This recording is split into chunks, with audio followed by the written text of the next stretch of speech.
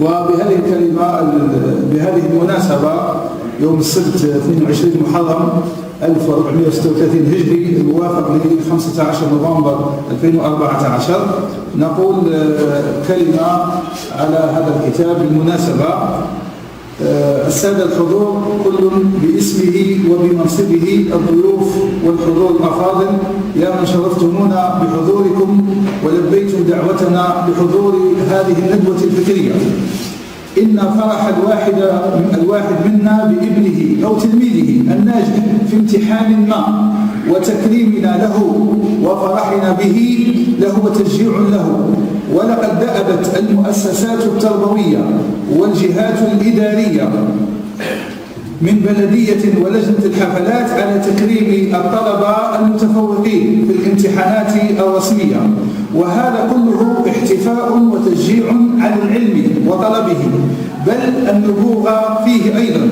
ولا شك أن للفكر والبحث دور كبير في تطور أي بلد من البلدان، كما أن الإنتاجات الفكرية في مختلف المجالات هي أمر مفرح لا يجب أن نغفل عنه.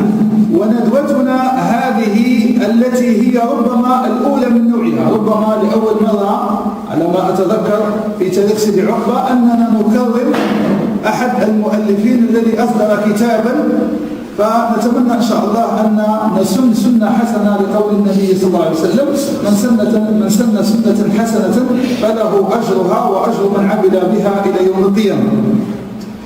والتي تعتني وتحتفي بصدور كتاب لأحد أبنائها البررة الأستاذ عز الدين بن طيب العقبي، له محاولة لتأسيس فكرة وسن سنة حسنة تدوم إن شاء الله، هي الاحتفاء بكل منتوج فكري لأبناء هذه المدينة المعطاء، أرض الصحابة وأرض العلماء الأجلاء. فعندنا الفيلسوف الدكتور عز الدين الأزهر عقيبي الذي أصدر كتابا في تخصصه، وهو ابن مدينة سيدي عقبة، وطبع هذا الكتاب في المغرب. كما لا ننسى الأستاذ الأب المجاهد بن قاسم مسعودي الذي كتب مذكراته في الجهاد. وعندنا الشاعرة لطيفة حساني التي أخرجت ديوانها الشعري الأول. هذه بعض النماذج فقط على سبيل المثال والحصر. أيها الأفاضل، إن الاحتفاء بأهل الفكر والتاريخ والفنون النافعة يشعر هذا المثقف أن جهده ما ضاع سدى، فلنتعاون جميعا من أجل غد ثقافي أفضل لمدينتنا سيدي عقبة. والآن اسمحوا لي أن أعرف ببعض السطور عن المؤلف الذي ربما تعرفونه أكثر مني، الأستاذ عز الدين بن طيب العقبي. هذا هو اسمه الأدبي الذي يكتب به، أما اسمه فهو بن طيب.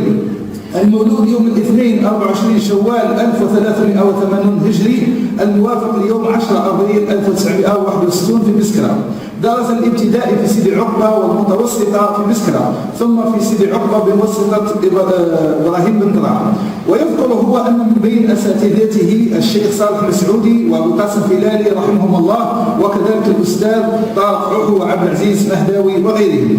مارس عدة أنشطة كسبا للرزق، منها التجارة والتعليم والإمامة، ومدرسا مسجديا متطوعا، وموظفا بالمحكمة، وهو الآن موظف بمديرية البيئة ببسكرة.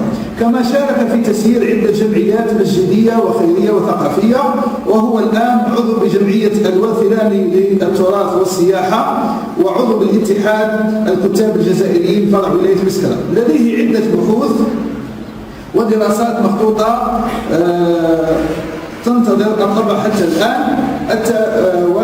قد أصدر كتابه الأول العام الماضي في 2013 الذي عنوانه التعريف بالمقررات التي درسها الشيخ عبد المجيد محبة في مرحلة الطلب.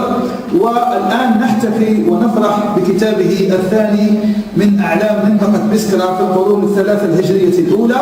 كما أن أستاذنا والمحتفى به الأستاذ عز الدين بن طيب له عدة بحوث منشورة بالمجلة الإلكترونية التي اسمها أصوات الشمال.